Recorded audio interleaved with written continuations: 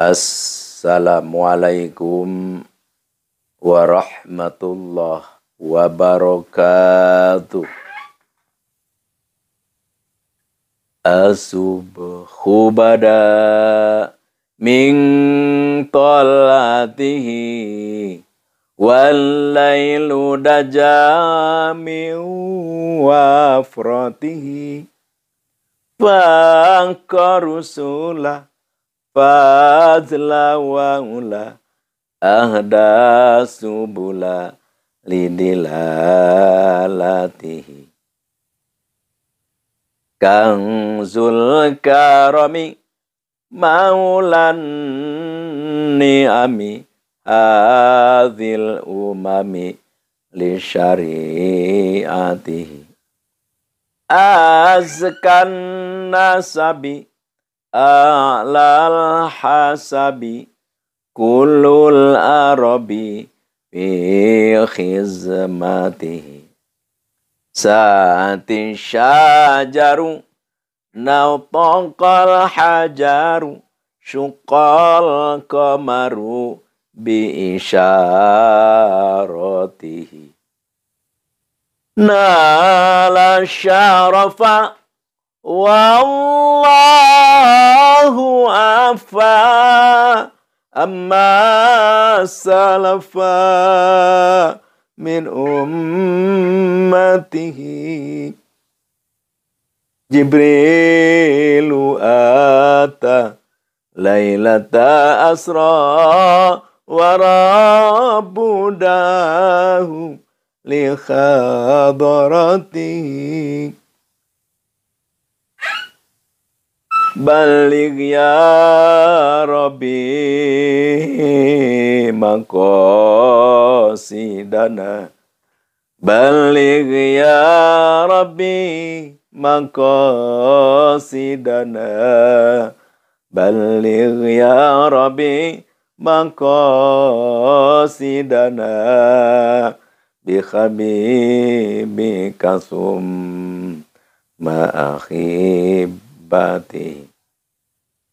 fa Muhammaduna huwa sayyiduna fal ijulana li ijabati fa Muhammaduna huwa sayyiduna fal ijulana li ijabati fa Muhammaduna huwa sayyiduna fal ijulana li ijabati Baligh ya Rabbi Baligh ya Rabbi Baligh ya Rabbi maqasidana bi habibika summa akhibatihi Amin Amin Amin ya Rabbal Alamin Allahumma salli wa sallim wa barik ala sayyidina Muhammad wa ala ali sayyidina Muhammad kama shallaita ala sayyidina Ibrahim wa ala ali sayyidina Ibrahim fil alamin innaka Hamidum Majid. Para hadirin rahimakumullah. Alhamdulillah wa syukurillah ala hadihi ni'amillah. Dengan kehendak Allah, dengan izin Allah, dengan kudrat iradat Allah, alhamdulillah kita masih bisa mengikuti, masih bisa aktif, masih bisa melaksanakan yang namanya pengajian lah, kita sebut aja pengajian ya. Ini adalah suatu anugerah dari Allah Subhanahu wa Ta'ala yang sangat istimewa. Karena dengan adanya, dengan mengikutinya acara-acara seperti ini, tausiahan tentang keagamaan dan keilmuan, yang ngobrol-ngobrol tentang keagamaan. Ini adalah mengundang, menjadikan turunnya rahmat Allah Subhanahu wa taala. Dan insya Allah di sini pun kita selalu mengalunkan sholawat terhadap Nabi. Sholawat ini adalah suatu amalan yang tidak ditolak oleh Allah Subhanahu wa taala. Dan suatu bacaan, amalan, zikir yang sangat dahsyat luar biasa dengan membacanya sholawat. Makanya kalau kita mengaku cinta terhadap Nabi kita, maka diukur adalah dari sholawat. Kalau kita mengaku cinta terhadap Nabi kita, tapi ternyata kita sebul, tidak mau, malas untuk membaca sholawat, maka bohong pengakuannya. Jadi dari para masyayikh ba'dul ulama yang mengatakan kalau kita dalam sehari membaca sholawat kurang dari 313, maka itu ngaku cinta Nabi, maka itu bohong. Jadi ya kita minimal sehari 313 baca sholawat. Ya syukur-syukur kita lebih banyak, 1000 atau misalkan 2000, 3000 sampai 10.000. Itulah insya Allah orang yang seperti itu mendapat syafaat Nabi kita, Nabi besar, Nabi Muhammad SAW nanti di akhirat. Di sini insya Allah Al-Fakir mau mengijazahkan satu amalan. Ya memang zikrullah sih, zikrullah. Tapi karena Al-Fakir berbicara di area hikmah, maka tidak lepas daripada menerangkan khosiat, faidah, manfaat. Ya karena di area hikmah. Tapi walaupun di area apapun yang menerangkan tentang zikrullah, ya pasti berkaitan dengan manfaat faidah. Cuman beda gitu. Bedanya apa? Ya bedanya kalau di area hikmah, biasanya khosiat manfaat kegunaan itu yang berkaitan dengan duniawi. Ya kekayaan lah, pengasihan lah, keselamatan lah, seperti itu. Tapi kalau di area syariat misalkan, ya seperti itu juga sebenarnya. Cuman banyak yang berkaitannya dengan akhirat, dengan surga, ya dengan mizan, dengan nyebrang shiratal mustaqim, seperti itu. Tapi di area al-hikmah pun ada khosiat-khosiat kegunaan seperti itu. Nah, cuman di area al-hikmah ya banyak yang berkaitan khosiat itu dengan keduniaan. Salahkah itu? Tidak. Memang seperti itu. Jadi kehebatan Al-Quran. Karena mukjizat Nabi sangat banyak. Tapi hanya satu yang paling besar ya adalah Al-Quran. Jadi mukjizat Nabi yang paling besar, yang paling istimewa adalah Al-Quranul Karim. Oleh karena itu, kalau bisa Al-Quran kita hafaz. Ya tidak hafaz juga kita cintai membaca Al-Quran. Ya, misalkan ya 3 hari tamat 1 Quran itu bagus. Ya minimalnya kalau kita memang tidak rutin baca Al-Quran dengan misalkan dari Alif Lam Mim, ya dari Alhamdulillah sampai Qul A'udzu Birabbil Falaq satu Quran. Ya kita ya setidak-tidaknya yang namanya zikir, mewiridkan kalimat Al-Quran itu haruslah, masa sama sekali tidak. Jadi di sini Al-Hikmah yang mengajarkan umat manusia, umat Islam supaya cinta terhadap Al-Quran. Oleh karena itu ya banyak ajaran-ajaran, banyak kitab-kitab yang menyusun tentang ayat ini. Kalau dibaca khosiatnya ini, ayat ini ya tujuan utamanya di samping memang itu ada khosiat, ya memang kita adalah menanamkan cinta terhadap Al-Quran dan kita supaya kita selalu rajin membaca Al-Quran. Ya walaupun misalkan ayat kursi dibaca berapa? 70.000, kan itu Al-Quran. Kita dibaca 70.000. Misalkan Fatihah 125.000. Ya dibacakan Ustaz. Itu kan Al-Quran kita dibaca banyak. Berarti kita mencintai Al-Quran. Di sini, kalau kita punya masalah berat. Kita punya masalah berat nih. Wah, punya masalah berat. Yang udah tidak mampu kita berpikir untuk menyelesaikannya. Maka wiridkan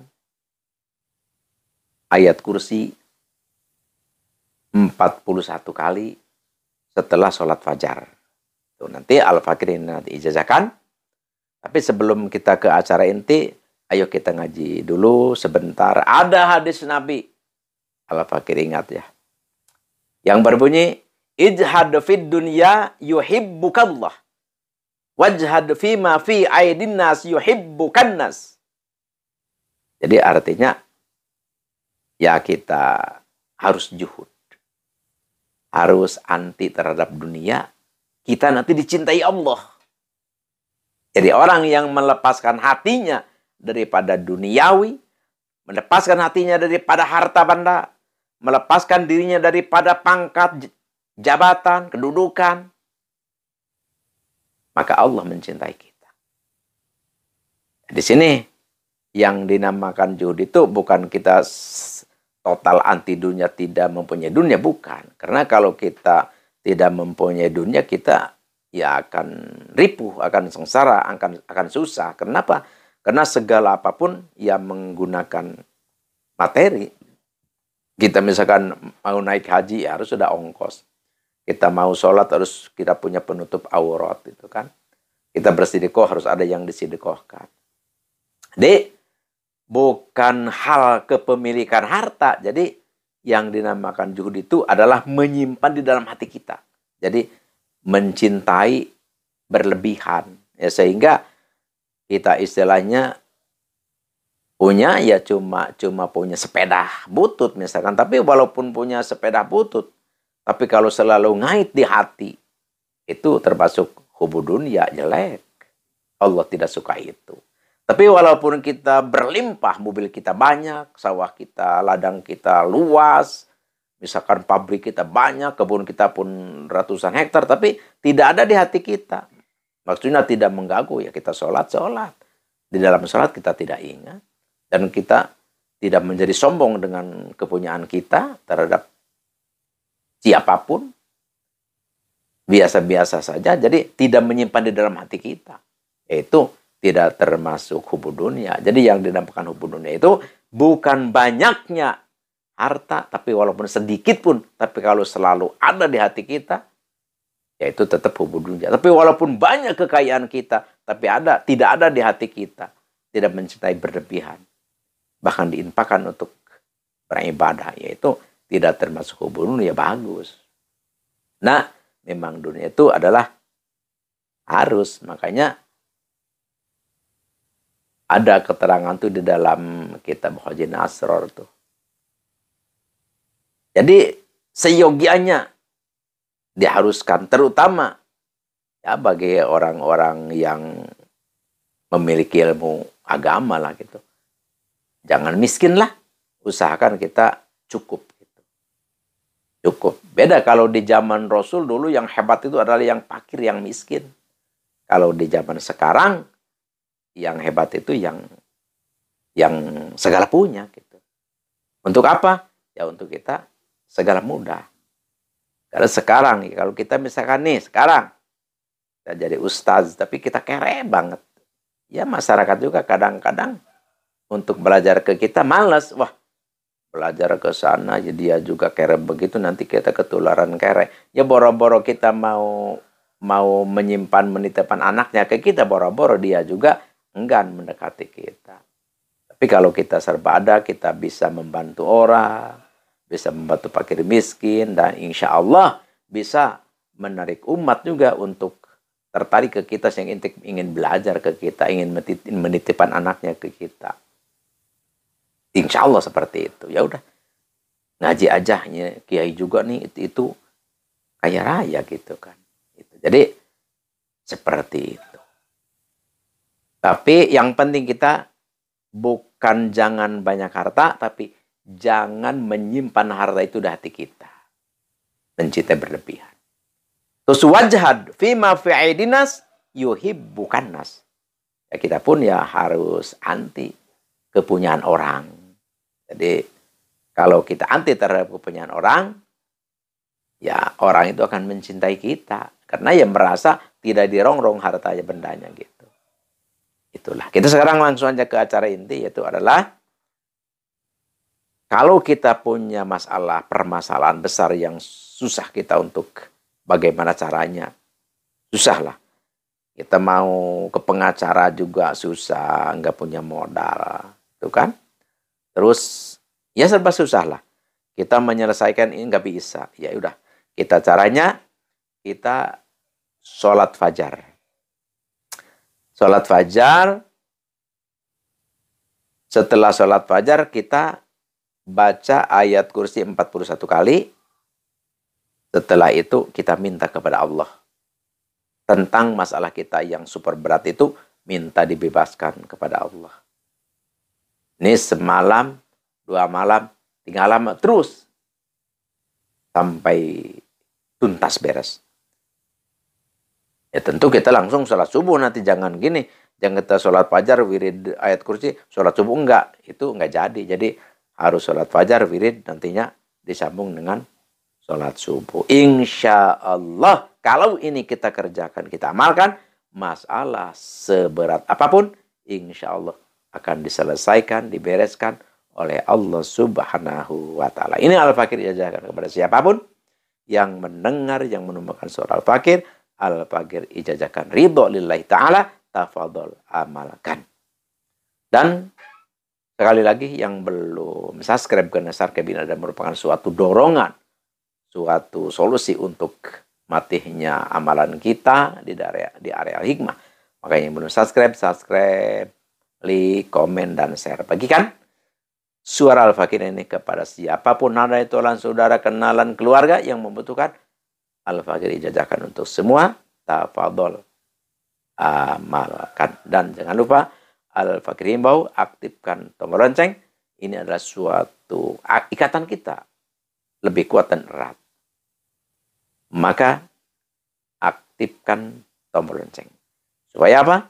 Supaya pertalian kita tetap nganteng dan kuat.